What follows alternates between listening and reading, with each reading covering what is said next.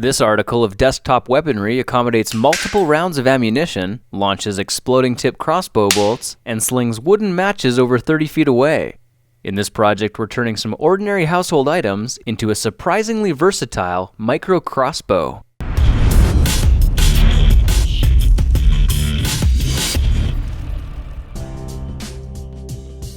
To start this project, we'll need a handful of popsicle sticks and a template showing how to cut them. You'll see how to get this one for free in just a minute. Once the popsicle sticks are all marked, we can use something like a pair of gardening shears to cut the pieces to size without ever having to make a single measurement. You can get your free template by clicking the icon or by following the link in the description. Alright, now that our pieces are cut, let's paint them completely black, and that can be done quickly and easily with a permanent marker. The ink will probably take just a minute to dry, so now would be a good time to round up some metal hair clips. We're only going to need 2 of them. You can see with a little manipulation, the inside clip breaks off cleanly at the bottom. Now the first step of assembly is securing the clips to the wooden supports with a bit of hot glue, so that when it cools, the limbs are arching away from each other in a bow shape. Now let's go ahead and add some hot glue to the inside of the arch so we can press the second support firmly into place. I cleaned up the excess glue with a utility knife, and now we should be good to set this to the side and move on to making the pistol grip. The outer rail needs just enough hot glue to secure the smaller rail spacer flush with the tip. You might notice I dropped the top down a touch to form a little groove about half a matchstick deep. Now it's important this flight channel stays clean, so we need to check for any excess glue and ensure it all gets removed. At this point we can attach the handle support right behind the spacer, then glue the last rail in place. You can see I left a matchstick in the flight channel, and that's to ensure I get the spacing right. To finish the frame, all we need to do is glue the pistol grip panels so they overhang slightly at the back.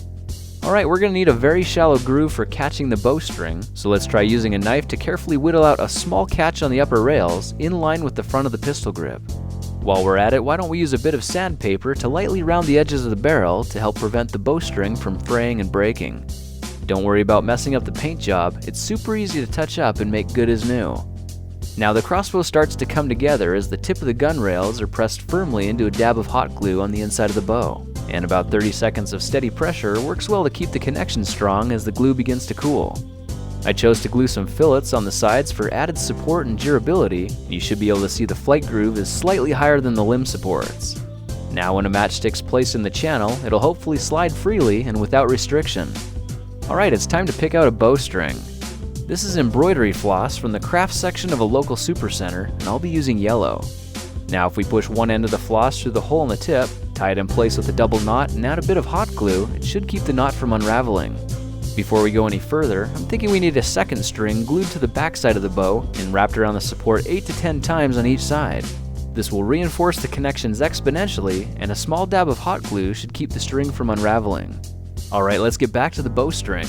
We'll need to twist it around a few times to keep it tight, then flex the hair clips a little before cinching down another double knot. You can see this will keep tension on the string and increase the draw weight of the bow. Of course, we'll need to add some glue to this knot as well and trim off the excess thread, but other than that, our basic crossbow is finished. Let's try it out by cocking the bowstring, inserting a wooden match for ammunition, and using our thumbnail to press up gently on the string.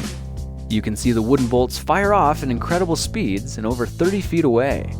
Now occasionally the string will jump the bolt and fail to launch, so let's address that challenge with some pieces from the scrap pile. If we glue them to the back and create a makeshift retention spring, it'll fire the bolt every time. The finger holds the bolt so securely that it can be fired from any angle, even upside down. I went ahead and wrapped the handle with yellow thread and added a couple of mini clips for additional ammo. These side mount quivers are simply made from a plastic drinking straw. I cut 2 small pieces from off the straw, capped one end with some hot glue, and attached them to the side of the barrel at a bit of an angle. Now when the bolts are inserted, there's plenty of tension to hold them in place even if the crossbow is completely inverted. With this simple modification, we've tripled our easy access ammo, which should give a nice edge to our gameplay. Now let's take it to the next level with some contact explosive bolt heads. I made these ones by securing individual snappers to the tips of the sticks with a bit of electrical tape. This is super awesome because now our bolts make a bang when they impact a hard target.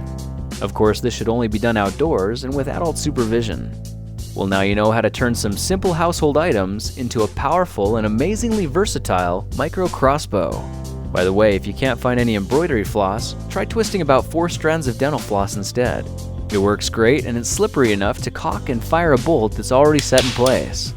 Well, that's it for now. If you like this project, perhaps you'll like some of my others. Check them out at thekingofrandom.com.